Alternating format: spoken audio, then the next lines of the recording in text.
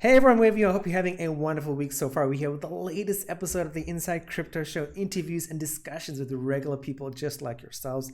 Today we are joined by Julian Rodriguez, who's the founder and CEO of Momento NFT, an NFT social media platform that enables creators and followers to profit from digital connections.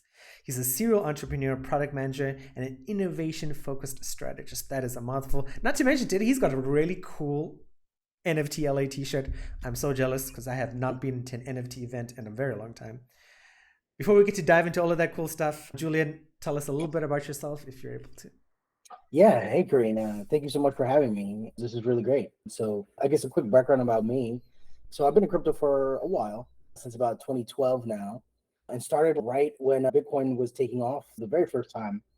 And in 2013, I was working at the Bitcoin magazine with Vitalik. Oh, very Um, cool. yeah, so he was the co-founder there, and I was, I think, his third employee. And he wrote about 80% of all the articles. And I reviewed and edited his material, as well as focused on the distribution of the magazine in and around New York City. And back then, New York City was like ground zero for Bitcoin in the US. And in 2014, we ended up releasing the Ethereum white paper as a 6-page spread in the magazine. And yeah, I think that was like the highlight of my early career. Yeah, it definitely changed everything and gave me a pretty good perspective of initially first principles, why people wanted to build in crypto, on crypto, why people wanted to use Bitcoin, what the early adoption ideas were. And not really much has changed. It's just that same message and thought process has expanded globally. And now you just see different people pick up the mantle and want to build in sort of their own way. So it's been incredible to see the whole ecosystem grow and all these different people join in and the new ideas in crypto. Nice. 140 something episodes, Julian. You definitely have the most unique perspective. 10 years, like 2013, that's 10 years ago. How's it evolved in the last decade? So the idea of making money has become more and more intense. I think that's always been there. So for example, in New York in 2013, there was the Bitcoin Center. And they didn't put it like in Times Square or I don't know, maybe somewhere in Brooklyn or anywhere, I don't know, the Upper East Side or anything. They put it on Wall Street. And so the idea that we were 3, maybe 4 buildings from the New York Stock Exchange. Yeah, it was very, I guess it was very important. Back then, it was a lot of the buzz came out of the Occupy Wall Street movement. That was the big thing that was really happening. And I think people felt slighted by the big banks and how people were handled during the recession. So that perspective, I think the big banks as like the puppeteers of the global economy shifted, that changed. But the desire to use crypto to make more money as a get rich quick just intensified. So I would say that would be like the negative side of it. But the positive side is you actually did see a development of like really cool tools. I think DeFi as a tool or as a system does work. I think it's just we need to see better organized companies around those ideas. And then of course the advent of NFTs, which was something that people were thinking about, right? There were color coin projects early on. The idea of digital collectibles is no different than actually collecting a coin itself, like an actual Bitcoin itself. And so I think it's just, I think the evolution has been, I think it's been good. A lot of good infrastructure has been built. But I think the more that we de emphasize, again, that kind of get rich quick, we do this for profit, I think you're going to begin to see more useful applications at a wide scale. Nice. I think that there's just so many applications that can be, right? Because when you think of bringing on anything that humans do to the digital world, crypto is the perfect use case to enable that, right? Whether it's through smart contracts, the idea of decentralization, NFTs, right? It's just all of that could come together to solve a lot of problems. And so at Momento, for example, we've been trying to figure out a handful of solutions for creators, for example, in the creator economy, right? And so when you think about creators as a cohort, they want to solve things like they want to get paid, right? They want to deliver goods and services to their audience, but they, of course, are not trying to scam their audience because then they lose their brand, they lose their marketability, right? I think that there's a lot of the tech that can be used, but it has to, again, I think it's what I always like to say is we're building the Coliseum, but we're not running any of the events. But the Coliseum has to be structurally sound, right? And I think run by good actors. And I think that's what, that's what I think is missing. I love that analogy of the Colosseum. That adds a lot of clarity to the picture. You mentioned NFTs and digital assets, so let's dive straight into it, right? Like I remember last year I was here in Taiwan and I woke up in the morning and I watched like a video on Twitter of NFT NYC run. There were people outside protesting about NFTs. And I remember towards the end of 2022, I started seeing the term digital assets pop up more. And I'm like, okay, so we're not using NFTs anymore. So I guess my question to you is it good that we're not using NFTs, or should we still be using NFTs? Is digital assets the preferred terminology? Is that going to stop people from saying, hey, you NFT people, you're killing the environment, etc.? Yeah, I think unfortunately the word NFT has been a casualty of a lot of the craziness of 2021. So for example, we used to have the word NFT right in our logo as part of our brand. We dropped the word. We did a lot of, so we work with, again, right, content creators, influencers, and their audiences. And these are people who are not necessarily interested in blockchain or crypto and or are being exposed to it for the first time. And what we saw was immediately the word NFT is like synonymous with Ponzi, right? If you think at some point that was just a guy's last name. And then he started doing some weird stuff and he got on newspapers, and all of a sudden now the word Ponzi, his name is the definition of a trick or a scam. And so I think that is one of the things that is happening with the word NFT, which sucks because it's like a great word. And I think it's something that we could have really used to get out there. But again, I think we can't rewind time and go back and make those changes. So I think that what we have to do is adapt. And what we did is, yeah, we dropped the word NFT. We don't explicitly mention NFTs. We do say digital collectibles. At the end of the day, it's creators who want to reach out, build a community online, and offer collectibles to their community.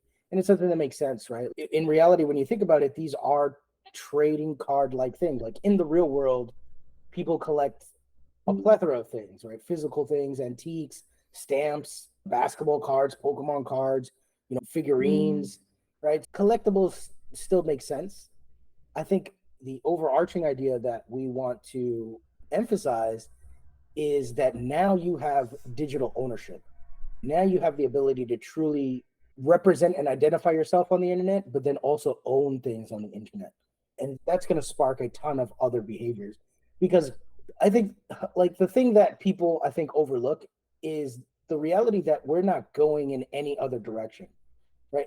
Like the time that people are spending online and the things that people will be able to do solely online is going to exponentially increase. It's not going to decrease, right? So the idea of digital ownership is paramount to how we organize and behave online, right? And really only crypto or Web3 tech, if you want to call it that, can really just empower that.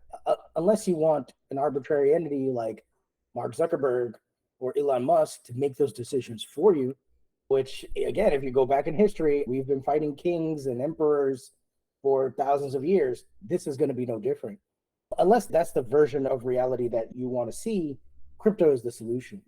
So yeah, I think we have a great opportunity.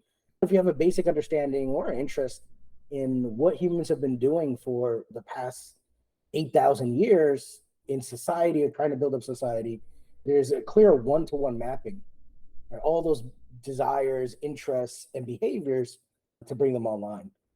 Because I think the next 50 years is definitely going to be marked by, so you can see it right now. So Gen Alpha, right? If anyone has 8-year-olds, 10-year-olds, 12-year-olds, the amount of time that they spend playing games, it might seem like it was similar to the amount of time millennials and Gen Z played games, but there's one fundamental difference. All of the games that Gen Alpha plays are immediately online. They're That's online native. They're not playing Game Boy in the backseat of the car or in their bedroom by themselves. They're immediately connected online at all times. And it's going even deeper, right? I would say about maybe 60% or more of Gen Alpha, it has a VR, has an Oculus. You can walk into any Best Buy and get it, right? Like for under, I think like $300 right now. You're right. Yeah. And I've had every single version of Oculus, and every single version, there are more and more younger kids on the platform. And I feel like a geriatric playing these games, and it's just them, right? And they're developing motion sickness resistance, right? It's their environment. And so that's not going to change. That's not going to change at all. And like, how do we organize these people, right? These people are going to look for rights, ownership, and the general tenets that we take for granted in the physical world.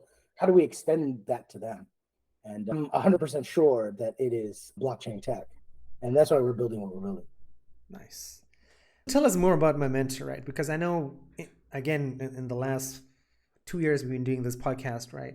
We've spoken to people who have thought about the idea, okay, I need to tokenize online gaming, I need to tokenize this, do that, and offer NFTs, etc. What is Momento doing that is unique in your perspective? Yeah, so I think for us, so when you look at traditional social media, like the traditional Web2, Facebook, Instagram, even TikTok, the entire basis of the platform is around running ads, right? And ironically, that's very not normal. So for example, when we do anything in the real world, an ad doesn't necessarily just pop up and fly in our face. As interesting as it might be, that doesn't happen, right? Sure, if you live in a big city, right? Like I'm in New York, yeah, Times Square is focused around obnoxious billboards, right? Everywhere. You might put some billboards on taxis, but again, it's not like you're having a conversation with someone and they have to raise up their hand and show you an ad as they're talking to you, which is what social media really does today, right? And so it's a good profit model for those businesses, and they make tens of billions of dollars, hundreds of billions collectively, just doing that, just running ads. But again, that is shifting. And if you go on the premise that I put forward before around VR, no company has as of yet figured out how to, or is interested in putting ads inside of the video games. So you can already tell either the hesitation from the developer or the users for that to be included in their experience. And I don't doubt that advertising will continue in some capacity or another, but it's always going to be a small part of the human experience.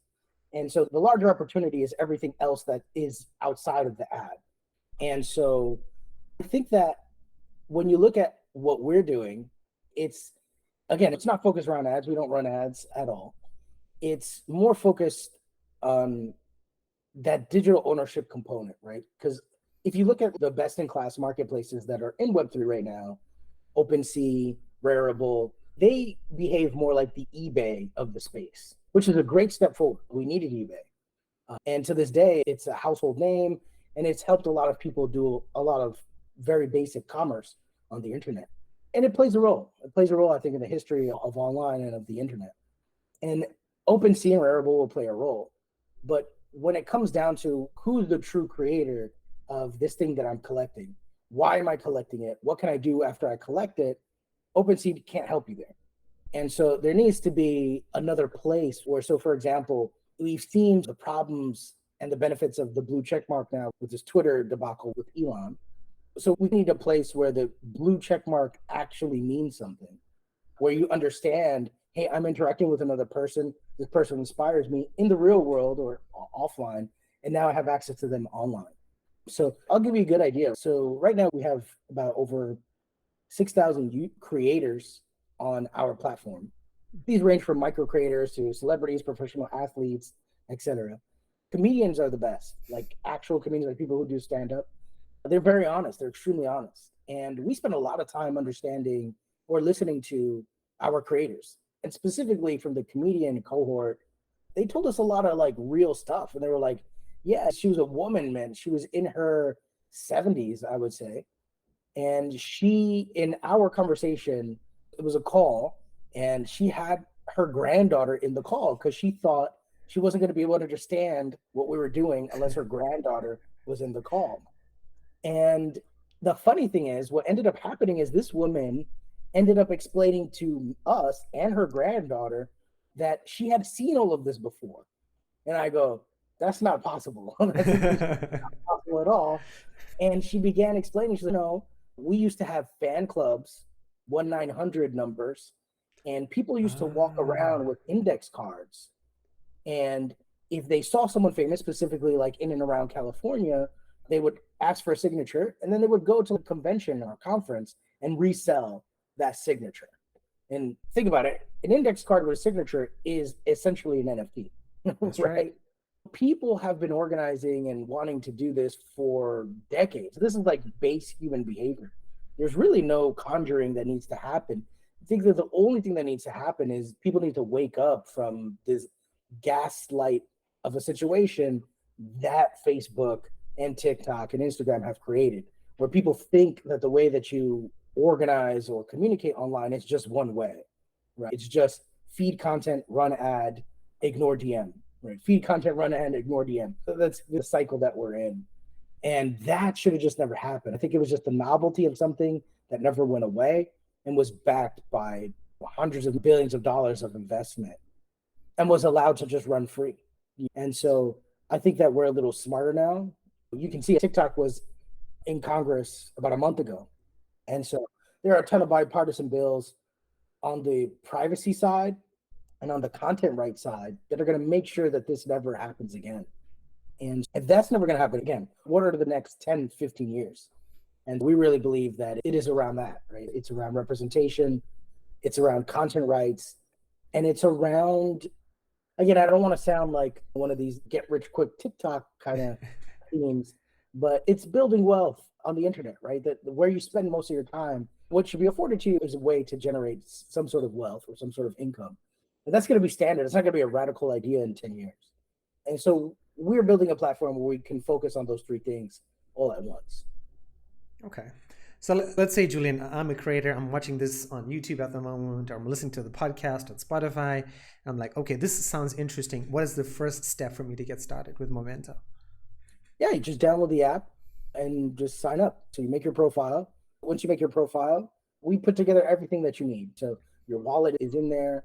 You're able to create NFTs if that's what you want to do. You're able to do in-app payments if you don't have any crypto.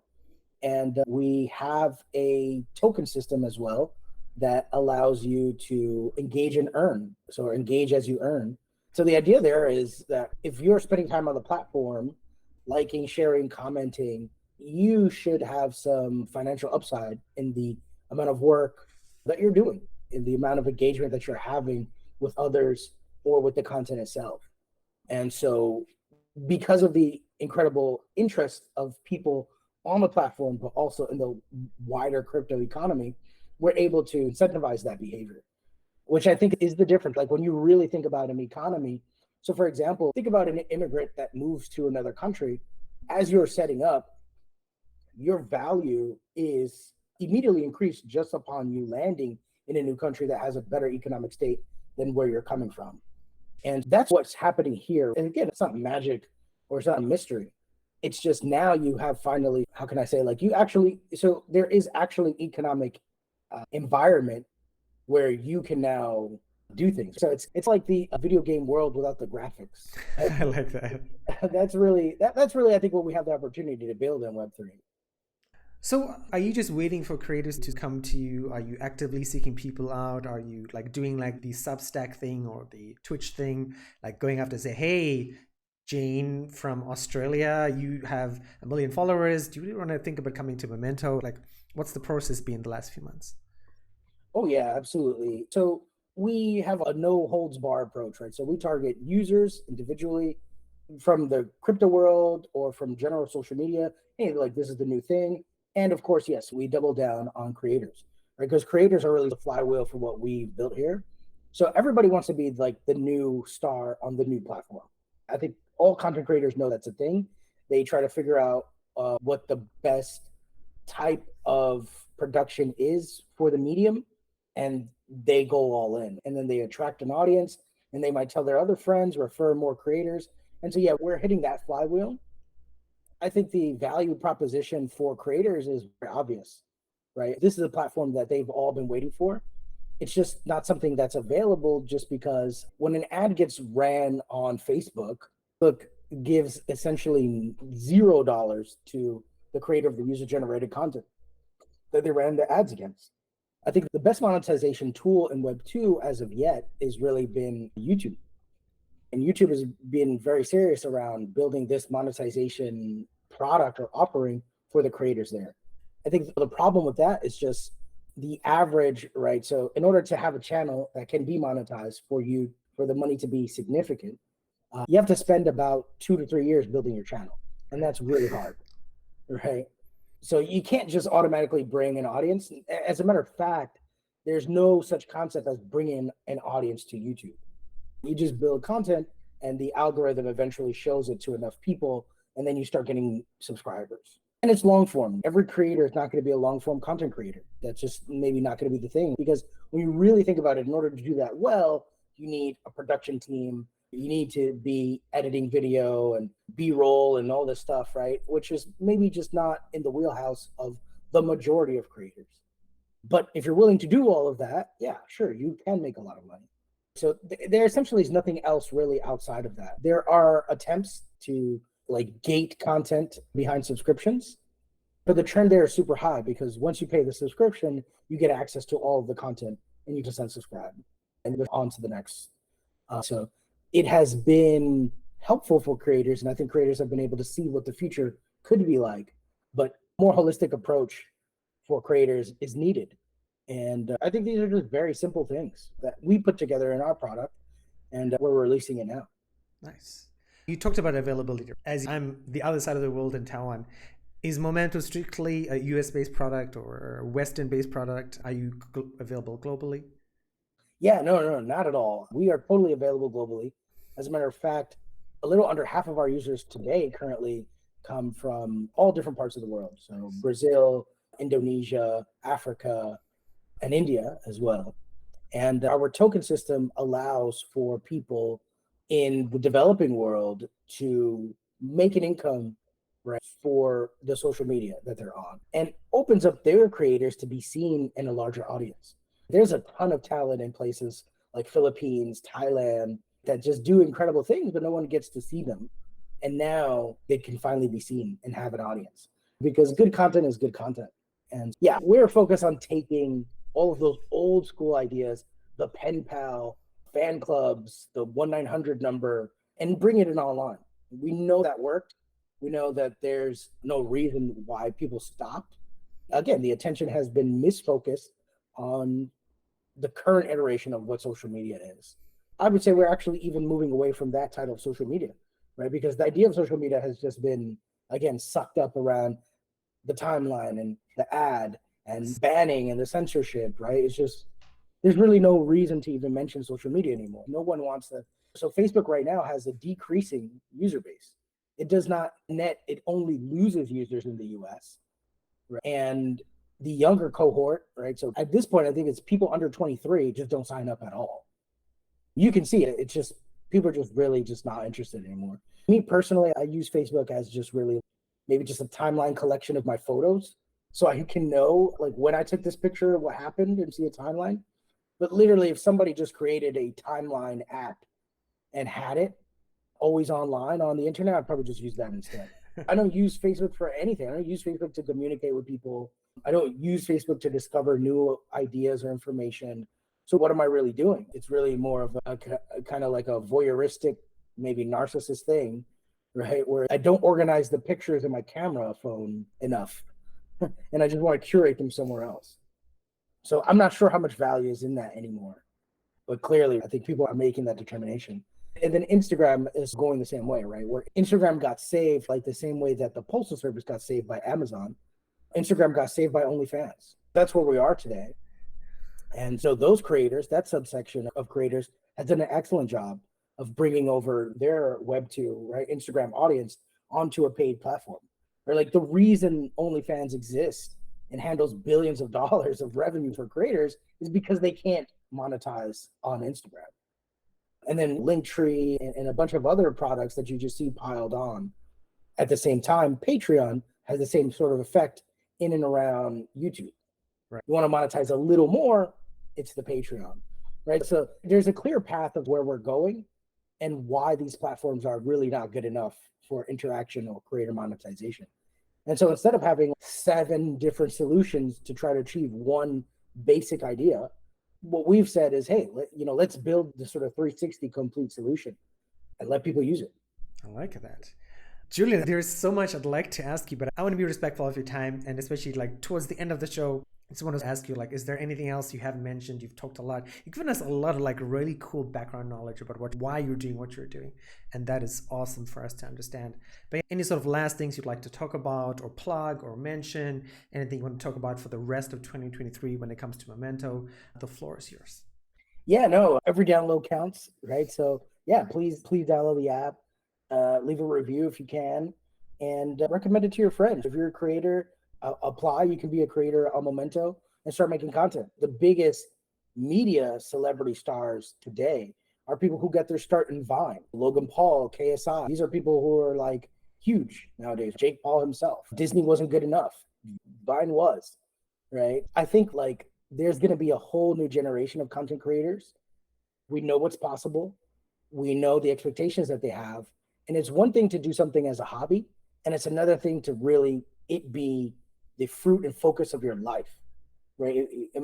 Imagine the content creator that turned around and says, wow, I spent the past decade doing this, and I've provided for my family. I live a better quality of life, and I've inspired hundreds of people, millions of people, right? That level is what we're going towards, and Momento is the place to do it. Nice. So check us out, momentofans.com. Please download the app and stay tuned. We're always rolling out different products and different features. Nice. I will have all the links for Momento down in the show notes. Wherever you're listening on, just click on the down arrow, click on the show more if you're watching on YouTube. Julian, what about yourself? Because I know you're on LinkedIn. Are you on Twitter at all for people to follow, or any other media you'd like to redirect people to? Not very active on Twitter, but super active on LinkedIn. Okay. So yeah, Julian Rodriguez, you can find me. I'll find it and I'll put it in the show notes, no worries. Yeah. Okay, perfect. Yeah. This has been awesome. I'm so excited for Momento, and I'm looking forward to seeing what you're doing. I wish I could ask you more questions, but we'll have to save that for part 2 for sure, maybe a few months down the line. Yeah, we should totally do part 2. Oh, yes, because it's such a cool idea, and there's so many things I'd like to ask in different expansion areas, and I'm sure you've already got plans and the gaming aspect as well, but we'll leave that for another show. Julian, I appreciate your time. Thank you very much. I'll let you get on with your morning, and we'll definitely have to schedule that part 2 maybe towards the end of the year, and then we'll catch up with you then. Okay, awesome. Thank you again, Crane. This was really great. Thank you.